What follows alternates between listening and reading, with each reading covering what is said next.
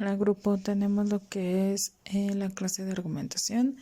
Debido a las festividades de noviembre, pues bueno, se solicitó que hiciéramos clases grabadas por el evento que vamos a tener el día sábado. Vamos a empezar con los temas. Básicamente vamos a ver temas generales. El primero que vamos a checar son las limitaciones de la racionalidad práctica. Dentro de lo que viene siendo la argumentación, pues bueno, ya vimos lo que es el silogismo, ya vimos la importancia del mismo y las diferentes aplicaciones en base a algunos autores que fue en la clase pasada. Bueno, siguiendo con lo que viene siendo esta línea, ya sabemos que lo que vienen siendo los argumentos deben de tener una base, que viene siendo la base jurisdiccional o la base doctrinal, que en este caso son las leyes. También vimos que, bueno, tenemos un silogismo o tenemos una forma de emplear lo que viene siendo el argumento, la forma de conectividad que debe de tener entre la persona, la contraparte, el delito o la litis que se persigue con la finalidad y lo que viene siendo una pretensión. Siempre nos basamos sobre lo que viene siendo pretensiones para, digamos que instaurar un buen argumento. De forma general, nosotros estamos hablando que la importancia de lo que viene siendo el argumento es la centralidad del mismo y la idea general de la misma. Para esto tenemos lo que viene siendo limitantes de la racionalidad. Primero, como tal, lo que viene siendo la razón práctica consiste en un acuerdo con lo expuesto. Kant, que por ahí deben de recordarlo en clases pasadas, es saber cómo debe ser el actuar o la conducta del humano, el interés sobre los principios que hacen posible que la conducta sea racional y por ello moral. Aquí entramos en aspectos de la moral. ¿Por qué entramos en aspectos de la moral? Es bien cierto que dentro de lo que viene siendo el albergue jurídico tenemos normas morales. Las normas morales son aquellas que nosotros mismos nos instauramos o nos colocamos por participación de la sociedad. Entonces me dirán, bueno, es que la moral no entra dentro de lo que viene siendo el albergue jurídico. Sí, no entra, pero precisamente por eso nos marcan límites de racionalidad. ¿Por qué? Nosotros no podemos generar argumentos que sean inmorales o que sean plenamente agresivos para lo que es la contraparte. Se debe de respetar esa línea delgada entre lo que viene siendo tu obligación como abogado de tu cliente y la limitación entre el respeto de la contraparte. Es decir, dentro de lo racional, nosotros debemos de presentar todo lo físico, lo tácitamente tocable y presentado para que podamos tener una buena ejecución de él mismo. Sabemos que no debemos de señalar o digamos que ofender a la contraparte. Aquí es donde entran esquemas de la moral. Es tu aspecto o tu conformación como abogado al dar lo que es el sistema argumentativo. Porque la contraparte, digamos que entra más la moral en lo que viene siendo entes de penal. Tú estás defendiendo a un violador. Del otro lado es un violador de una niña menor de edad, no sé, digamos 5 años. Obviamente sabemos que es una pequeña. Nosotros dentro de lo que viene siendo la argumentación no podemos agredir a la menor de edad. Es una niña de 5 años que de por sí va a tener repercusiones tanto psicológicas como físicas y súmale todavía lo que viene siendo una integración de un juicio y de alegatos donde el abogado que eres tú, que está defendiendo a su cliente, que es un abusador, un violador, someta a lo que viene siendo argumentos litigiosos en contra de la moral. Digamos que faltarle al respeto, hacer mención o digamos que percepciones de ella se lo buscó, ella se lo merecía, señalamientos que no tienen que ver con lo que viene siendo nuestro trabajo. Nosotros nos tenemos que limitar a lo que viene siendo lo racional. Lo racional son nuestros fundamentos legales, nuestros perfectos legales, nuestras evidencias, nuestros testimonios. Porque en base a eso vamos a hacer la aclaración de un buen argumento. No tenemos que minorizar o exteriorizar ideas en contra de lo que viene siendo una menor que de por sí ya tiene un sufrimiento. Tampoco no por esto les estoy indicando o les estoy diciendo que por ello ya deben de decir, no, es que mi cliente sí es bien malote o como tal perjudicarlo. No, quédense siempre en la línea de trabajar con lo que es lo racional, porque al fin y al cabo lo racional es lo que nos va a conllevar a un buen elemento argumentativo en donde no vas a estar señalando a la víctima ni vas a estar aún más victimizando o cambiar el rol de papeles y ahora ser lo que viene siendo la acusada. Estos limitantes también es dependiendo el asunto jurídico, porque no en todos debemos de trabajar estos limitantes como tal, sino que hay algunos que sí son necesarios utilizarlo para hacer lo que viene siendo acreditaciones para una contrademanda, pero también debemos entrar dentro de lo racional, no faltarle a la moral del individuo ni a la moral laboral que nosotros tenemos como tal. Entonces, ojo con lo que viene siendo los límites de racionalidad. Es importante que nosotros no perdamos lo que viene siendo la humanidad dentro del procedimiento. ¿Por qué? Porque al fin y al cabo es una forma que también nos puede llegar a incriminar o a castigar por parte del juez o del juzgador, en donde nos diga que bueno, nos estamos sobrepasando con lo que viene siendo nuestra labor, ¿no? Entonces, básicamente esto hace referencia a lo que es el tema. También tenemos lo que es racionalidad y virtudes transistemáticas.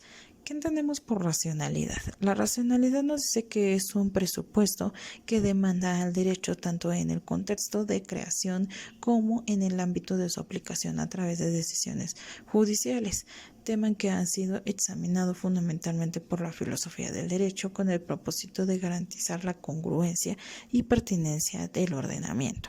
La racionalidad siempre va a venir apegada a lo que viene siendo la filosofía. Ustedes llevaron esa materia. Dentro de la filosofía vieron también un poco de silogismo. La idea de la filosofía era garantizar que ustedes conocieran lo que viene siendo la protección dentro del ordenamiento humano. Es decir, que no todas las ideas humanas eran buenas, sino que aquellas que eran más congruentes, aquellas que eran más sólidas, más racionales, iban a ser las aplicables y iba a ser la filosofía correcta. Por eso es que ven lo que es el silogismo, para tener precisamente premisas acorde a los elementos y que fuesen, digamos que premisas buenas y activas. ¿Qué tiene que ver la racionalidad con el argumento?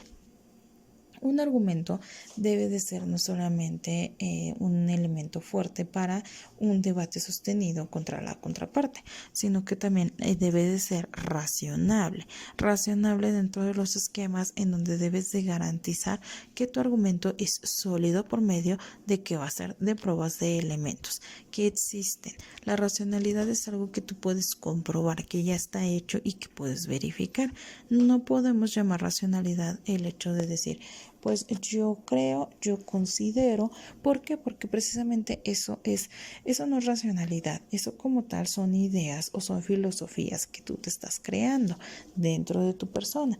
Entonces, por eso muchas veces a ustedes cuando hacían lo que vienen siendo sus argumentos, pues yo les decía, no utilizas el yo opino, el yo creo, el yo está prohibido dentro del sistema argumentativo porque no nos interesa lo que tú opines, no nos interesa tu labor como persona o lo que tú creas que está bien y que está mal, sino que simplemente a nosotros nos interesa que como abogado nos digas, nos presentes elementos suficientes para que el juzgador pueda acreditar o no una condena a favor o en contra. Entonces aquí es donde entra la racionalidad, el aspecto de decir, ok, yo en base a las evidencias creo que pues sí soy culpable, ¿no? Pero yo no voy a poner esa idea, ¿por qué? Porque no es una racionalidad como tal es hacer mención. En base al peritaje se determina que se encontró el ADN de la persona, en base a la prueba testimonial tenemos 3 personas con declaración jurada, en donde se determina que ellos vieron tal cual como pasó el acto y las 3 narraciones son idénticas, son iguales, en donde pues no hay forma de impugnarlas. Compruebo con el video de la prueba A que se adjuntó dentro de lo que viene siendo el desahogo de pruebas, donde se hizo mención y se ve tal cual la cara del individuo entrando al lugar de los hechos. Todo eso viene siendo una racionalidad. ¿Por qué? Porque lo estamos fundamentando. Es algo que existe, que como tal todos estamos visualizando y todos podemos ver. Más sin embargo, el yo creo no entra porque no es algo que todos podemos ver. Tú a tu punto de vista puedes decir, yo creo que es inocente, pero al punto de vista del juez te puede decir, yo creo que no. A mi punto de vista yo también puedo decir, yo creo que tampoco. Al punto de la víctima, él puede decir que tampoco. Entonces hay que basarnos en hechos racionales. Por eso se le llama también virtudes transistentes. También tenemos lo que viene siendo la crítica al positivista por Hart en argumentación. Básicamente Hart fue un buen argumentador y también fue un, neoliberalista sobre lo que son vertientes del derecho. Él básicamente nos habla sobre el ámbito de confrontación entre la moralidad y la inmoralidad. Incumbe a la clásica distinción ius positiva entre el derecho como es y el derecho como debería de ser, o en las palabras, entre el ser del derecho y sus méritos morales. Básicamente, nosotros siempre hemos estudiado, ustedes primero les enseñaron lo que es el deber y el deber ser. Es decir, el deber es aquello que tú debes de cumplir y el deber ser es una actuación tal cual que se debe de cumplir o como esperamos que se debiese de cumplir. Ejemplo, el SAT dentro de su deber ser es aquel que dice que todos deben de hacer sus declaraciones. Y lo que es el deber es que no todos los ciudadanos lo hacen. Entonces digamos que es un mundo de colores contra un mundo real. Precisamente Hart en argumentación maneja ese esquema. Tus elementos argumentativos no deben de ser un deber ser, es decir, un elemento soñado, lo que tú consideras que es lo mejor, lo bonito, lo perfecto. No, deben de basarse precisamente en lo que es, en el derecho como tal, la aplicación del ser del derecho. Entonces, aquí es donde empieza una confrontación entre lo que viene siendo el positivismo. Si recuerdan como tal, la corriente del positivismo es aquella que les dice que bueno, el derecho es bien bonito, que todos cumplen el derecho, que no hay delitos, que únicamente existen los delitos porque es una forma regulatoria, que todo es perfecto dentro del sistema jurídico. Eso no encuadra con lo que viene siendo la argumentación de Hart. ¿Por qué? Porque dice que muchas veces en el ámbito de la argumentación tenemos una línea muy delgada entre moralidad e inmoralidad, que es lo que hablábamos en el tema pasado, el aspecto de hasta dónde puedes ponerte límites en el sentido argumentativo. Hay abogados que como tal sí trabajan con inmoralidad.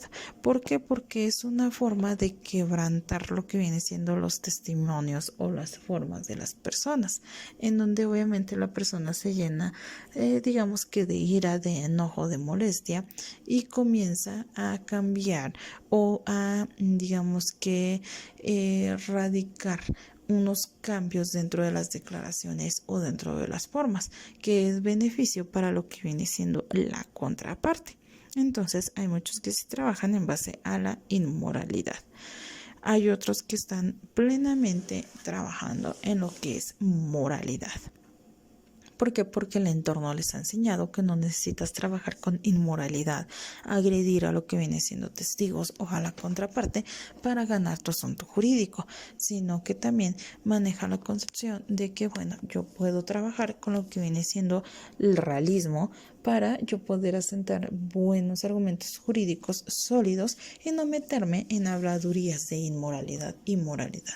Siempre es mejor trabajar con lo que es sólido, con lo que nosotros estamos comprobando, con lo que se está viendo dentro del tribunal para poder garantizar una buena actuación dentro del mismo.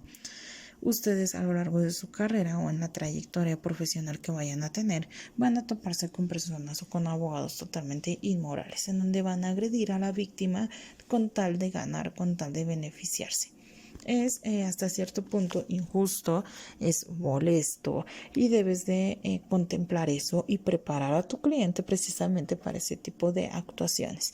Nosotros estamos encargados de prevenir cualquier hecho futuro que puede llegar a pasar. ¿Por qué? Porque nosotros, ese es nuestro trabajo y por eso nos pagan. Para que básicamente nosotros podamos preparar al cliente, decirle, puede llegar a mencionar esto, puede llegar a mencionar el otro, te puede atacar con esto. Es necesario que tú seas sólido en tu argumentación, no contestes a provocaciones, no caigas en provocaciones, no menciones ciertos aspectos. Por eso es que también está prohibido preparar al cliente para no tener estas pequeñas afectaciones dentro del proceso. pero pues sabemos muy bien que nosotros sí preparamos a los clientes porque es una forma de garantizar lo que viene siendo el aspecto dentro de la inmoralidad. Si nosotros nos apegáramos más a lo que viene siendo los entes morales y de racionalidad, no tendríamos esta necesidad de preparar al cliente, pero lastimadamente hay muchos abogados, muchos colegas que nos apegan a estas ideas generales. Entonces, pues obviamente nosotros tenemos la necesidad de preparar a nuestro cliente para que cuando se dé lo que es el aspecto oral litigioso, pues no se vea afectado, por así decirlo, nuestro cliente. Al fin y al cabo debemos de salvaguardar lo que viene siendo sus necesidades sobre todo. Entonces aquí es donde tenemos pues ciertas prioridades dentro de lo que viene siendo nuestra argumentación. Ya depende de cada uno de ustedes, como tal ya son decisiones dentro de su ética profesional. Nosotros únicamente les enseñamos lo que viene siendo estas posturas, lo que viene siendo estas vertientes morales y la afectación que se puede tener del mismo. Pero ya es decisión propia de ustedes el cómo van a trabajar con lo que viene siendo su sistema argumentativo y lo que viene siendo sus clientes. La recomendación es esa. Y obviamente no se puede comentar dentro de un tribunal que se prepara lo que es un cliente, ¿sale? Muy bien, como actividad se van a llevar de tarea lo que viene siendo su proyecto. En el grupo les voy a enviar lo que viene siendo una minuta. Como recordarán, vamos a trabajar con el doctor Alberto en lo que viene siendo su materia y la mía para lo que es el proyecto final. En este caso pues ya lo tenemos tipificado, ya únicamente vamos a hacer algunos ajustes, pero ustedes ya pueden ir trabajando con lo mismo. ¿Qué va a entrar o en qué voy a calificar dentro del proyecto en base a lo que es el doctor Alberto? En la minuta van a venir especificaciones y generalidades dentro de lo que es el proyecto. Es importante que las lean, visualícenlas bien, no quiero detalles a futuro, lean bien y vean cuáles son las características. El trabajo se va a dividir en dos. Una es un trabajo impreso y otro es el trabajo como tal ya oral. Obviamente lo vamos a ir trabajando los siguientes sábados porque los voy a ir ayudando con algunas situaciones. En este caso, léanla, vayan haciendo algunos avances y vayan tipificando algunas cosas que vienen dentro de lo que viene siendo la minuta. Es importante que cumplan con los tiempos y formas porque ustedes ya van para su último cuatrimestre y ya tienen que irse enseñando a que los plazos y términos tienen una razón de ser. En este caso, quien no entregue lo que viene siendo los trabajos en tiempo y forma, en las fechas que vienen solicitadas en la minuta, con la forma que viene solicitada en la minuta, pues van a perder su porcentaje de proyecto final.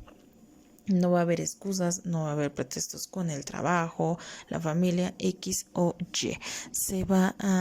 No van a haber justificaciones en este caso para las actuaciones que no cumplan dentro del término. Vienen colores totalmente específicos, vienen formas totalmente específicas para la entrega de este proyecto.